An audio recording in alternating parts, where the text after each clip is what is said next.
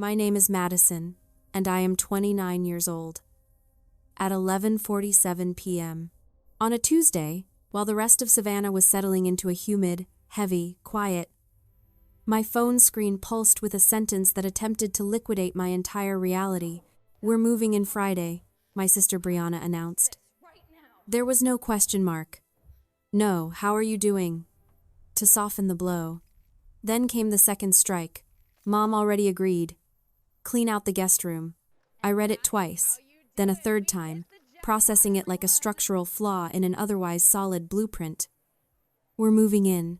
They spoke as if my home, the historical brownstone I spent 3 years meticulously restoring with my own sweat and capital, was just an unclaimed booth at a diner, and my life was merely the napkin dispenser. I scrolled through our digital history. The last contact from Brianna was 3 months ago. She'd borrowed my car and returned it with a fresh bumper dent and an empty tank that she claimed I had somehow manifested through negative energy. Before that, 6 months earlier, she'd begged me for $15,000 for emergency debt, only to post casino stories 48 hours later under a glitter filter that read, "Luckiest girl alive." I did not let my breath hitch. I did not even feel the heat of anger yet. I just stared at the blue light and realized that for years, I'd been the silent investor in their fraudulent version of family, but the funding has officially been pulled. Have you ever had a family member act like your house was their personal hotel? Drop a yes in the comments and tell me what happened. I'd love to know who else has had to close a door that everyone else thought they owned. The silence of my brownstone suddenly felt like a fragile thing under siege. Brianna's text wasn't a request. It was a hostile takeover disguised as kin loyalty. For nearly a decade, I had served as the family's structural support, the reliable one who patched every crack Jennifer and Brianna opened. I saw then that my empathy had been a resource they'd over-leveraged until the accounts were dry. I walked into my guest room. To them, it was an empty square. To me, it was a monument to my endurance. At 23, I had spent nights curled up in the back of a hatchback, eating dry oatmeal and pretending the dashboard glow was a fireplace, while my family ignored my calls for help. I had drafted this life from the rubble of their neglect. This room held my architectural sketches and my workstation. It was the physical proof that I had survived. My phone buzzed again. It was my mother, Jennifer. I did not need to answer to hear her tone. She would start with that rhythmic, practiced sigh, the acoustic signal that I was being difficult again. "Madison, Brianna says you are being heartless," she said the moment I picked up. "She and Brandon have nowhere else to go. It's family, Madison. You have the extra square footage. I have the property because I pay the mortgage." "Mom," I said, my voice clinical and quiet. "And no, they are not crossing this threshold. After everything we have done for you," she snapped. "Family is supposed to stay unified." I thought about the everything they had done. They had provided a childhood where I was an auxiliary character, a prison without bars where my only value was my utility. I was the survivor not because they shielded me, but because I had to become my own foundation to keep from collapsing. "I'm not running a socialized housing project, Mom," I replied. "And my sanctuary isn't community property." I terminated the call before the guilt could find a foothold. I wasn't falling for the hypnotist's watch anymore. I turned the phone face down and listened to my pulse drumming against my ribs. I wasn't experiencing rage. I was finally reaching a state of architectural clarity. And when you find a structural failure, you make a plan to reinforce the perimeter. By 2 a.m., my strategy was finalized. I didn't spend the night in tears. I spent it in an audit. I opened my laptop and exported the financial records from the last 5 years. It was a ledger of one-sided devotion. I looked at the wire transfer for $15,000 I'd sent to Brianna last year.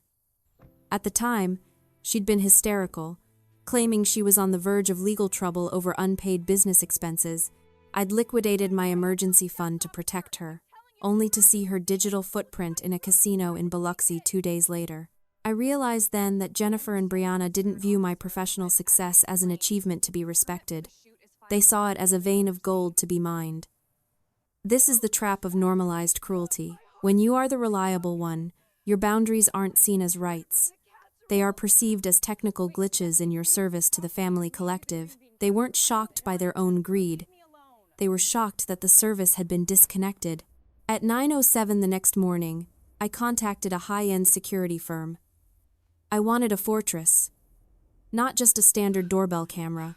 By that afternoon, a technician was installing infrared motion sensors at every entry point, interior cameras for the hallways, and two-way audio that turned my front porch into a sterile zone.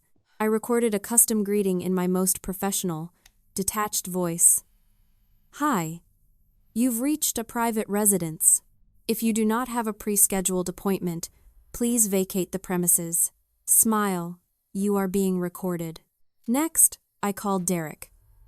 He's a property management expert who treats legal statutes like a high-stakes chess match. I told him I needed a formal cease and desist, drafted on his firm's official letterhead. I wanted it made clear that any attempt to occupy my address without written authorization was a criminal act of trespassing. My kindness had been a line of credit they'd abused for years, and the bank was now permanently closed.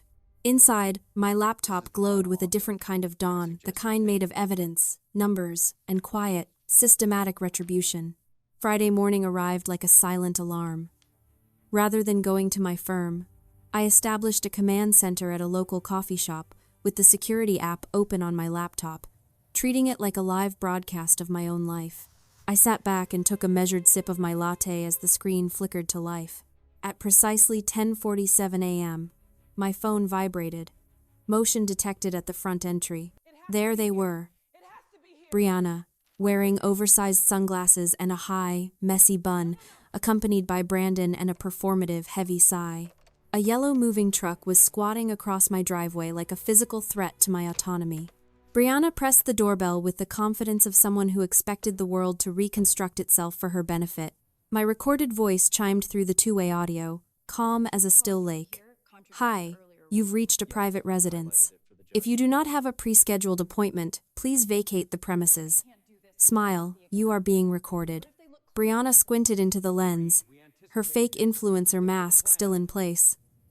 "Madison, open up. It's 100 degrees out here," she sang, her voice sweet as a poisoned trap. I didn't hesitate. I tapped the microphone icon on my app. "Brianna, you are not welcome here. Leave." Her smile dissolved instantly. "Are you serious? We drove 3 hours. Mom said we were cleared to stay." "I told you no," I replied, my voice steady. "You ignored the boundary. That is now trespassing." Brandon muttered an expletive and tried the door handle. It didn't budge. He jiggled it harder, then began a rhythmic pounding on the wood. 10 seconds, I said through the speaker. 9, 8. My phone pinged with a text from Jennifer. "Let them in." Another from my father, Christopher. "Stop being unreasonable." I did not provide them the data of a reply. 5, 4. Brianna's face was turning a violent shade of cherry red. 3, 2. I tapped the alert button on the app. The siren strobe light on my porch exploded into a frantic, blinding rhythm, and the app slid a banner across the bottom of my screen. Alarm triggered. Police dispatched. I sat back in my chair, watching my front step become a legal boundary line with teeth. For the first time in my life, I wasn't the one reacting to the chaos. I was the one controlling it. The siren on my porch was a mechanical scream, a frequency so loud it seemed to vibrate the ceramic cup in my hand. On my screen, the neighborhood spectacle was in full bloom. Brianna flinched, her hands flying to her ears to block out the consequence of her choices, while Brandon stepped back from the door as if the very air had become toxic. Within minutes, blue and red strobe lights washed over the front of my brownstone as a patrol car pulled into the driveway. I closed my laptop and drove home, not to negotiate, but to witness the finality of my decision. When I arrived, the street looked like a parade that had lost its way. The yellow truck was half blocking the sidewalk, and 2 officers stood like a physical wall between my family and my front door. I parked across the street and stepped out, moving with a calm that felt heavy and absolute. "Afternoon," I said to the older officer. "I'm Madison Travers, the homeowner." Brianna spun around, her voice cracking on cue for her audience. "Officer, my sister is locking us out. We have nowhere to go." The officer looked at her, then back at me. System reported an unauthorized entry attempt and a silent alarm. They were trying to occupy my property without permission, I explained evenly.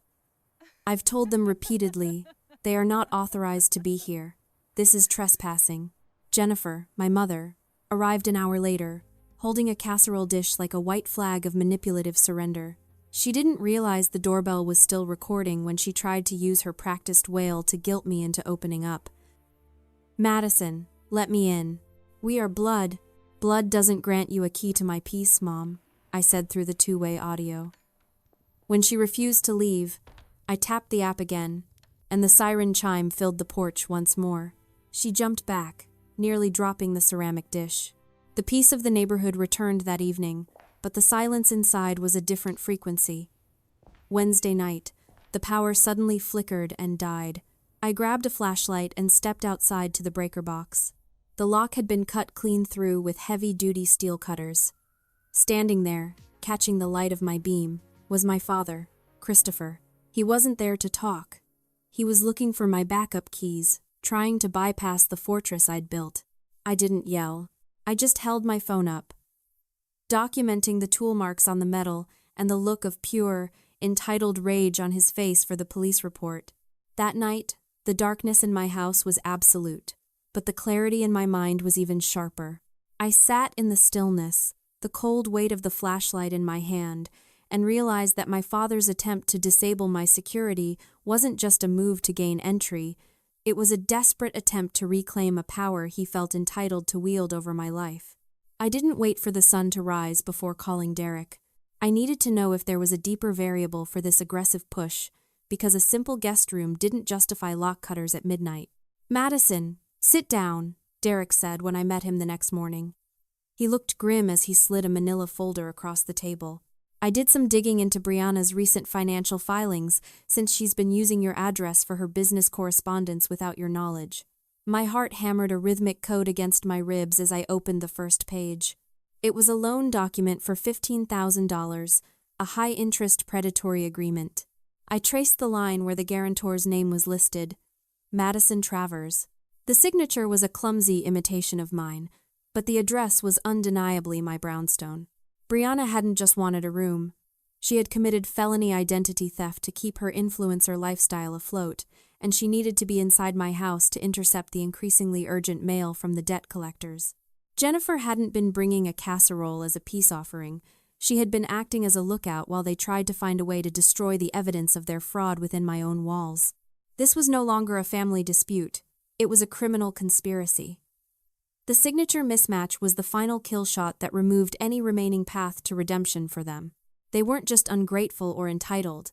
They were criminals who had viewed my survival and my home as a secondary insurance policy for their own failures. I looked at the forged document, and for the first time, I felt no guilt, only a lethal, professional precision. I was done with the old script of compliance. I wasn't just defending a guest room. I was dismantling a legacy of exploitation. The courtroom was filled with the heavy scent of old paper and the nervous hum of a family realizing the game was over. Case 4829. A was called, and I sat at the petitioner's table with a folder that felt like a shield of iron. Christopher and Jennifer stood with a lawyer who looked like he hadn't even read the brief, pleading for reconciliation and family mediation, as if their intrusion was just a simple misunderstanding. I did not raise my voice, and I did not shed a single tear. I simply handed over the Travers incident log. The judge watched the 4 a.m.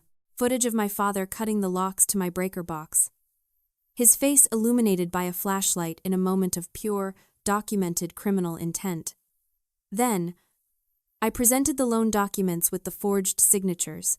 The silence in the room was absolute as the judge realized this wasn't about a room, it was about a systemic betrayal of trust.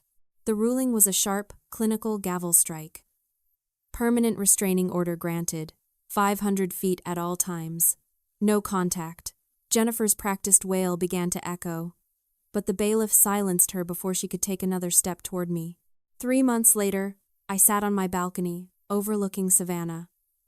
The air was sweet, and my home was finally a sanctuary, I had realized that letting go of toxic bloodlines isn't an act of hate, it's an act of self-parenting.